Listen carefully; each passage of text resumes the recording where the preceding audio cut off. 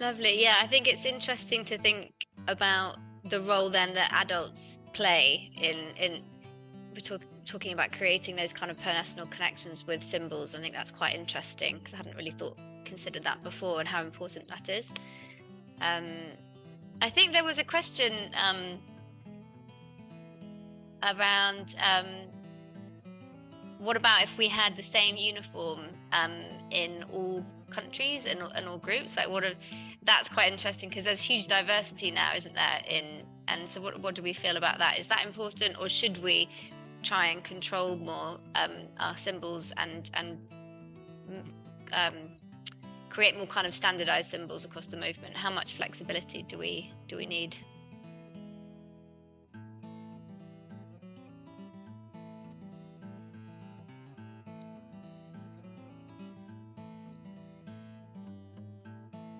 I think that's a really interesting question, and it's a tough one, I think. But I think it's important to build the connection both movement wide but also locally. So I think that mix of having both pieces in the uniform. So I can say here in the US, the girls wear a pin that has the logo that I'm wearing here, and then the WAGS logo on top. And so we explained to them it's kind of from the top down, and they're connected to a worldwide movement, and then this is the movement in the United States. And that's kind of how they learn, even from a young age, how they're connected to a larger movement.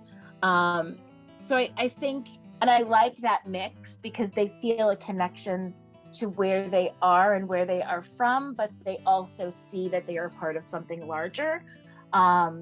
But I also go back and forth because I do also see the benefit to having a kind of a more unified presence internationally, just again because having that connection and having that recognizable symbol is so important.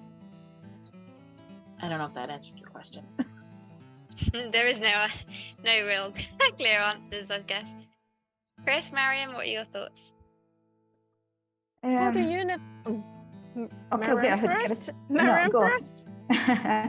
Thank you. I think it depends, because sometimes in each country the colors reflect something, and also it's yes, the uniform itself, it's for all the guides in all the movement as a uniform. But the colors also, or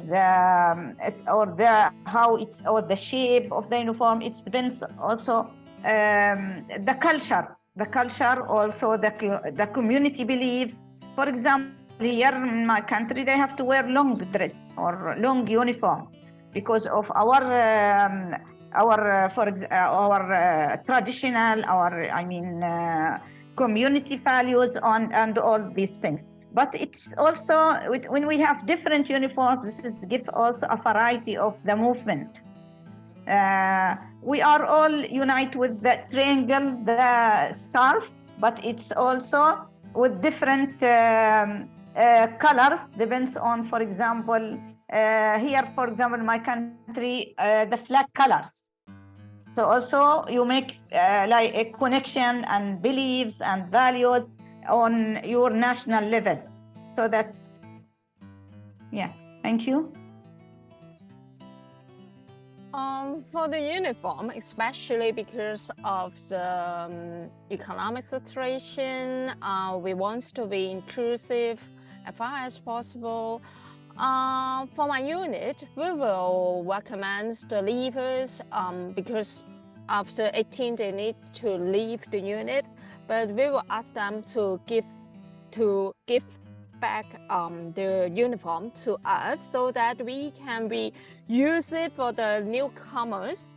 And also in the association level, we also have similar program to collect and redistribute the second-hand uniform to the girls they need it.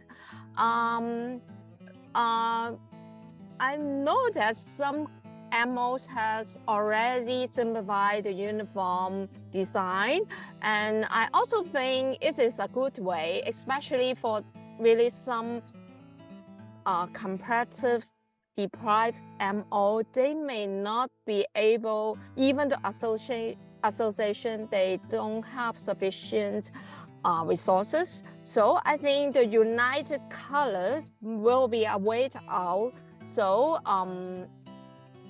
they can still enjoy the activities.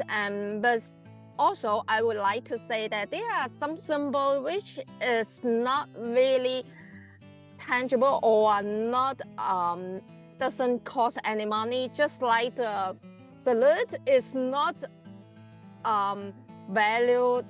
It doesn't costly. You just needed to explain to the girls what it is, what is threefold of promise, and that's it. So I think we can think about the tangible symbols which costly, but we may still need to keep most of the other symbol which doesn't cost a penny.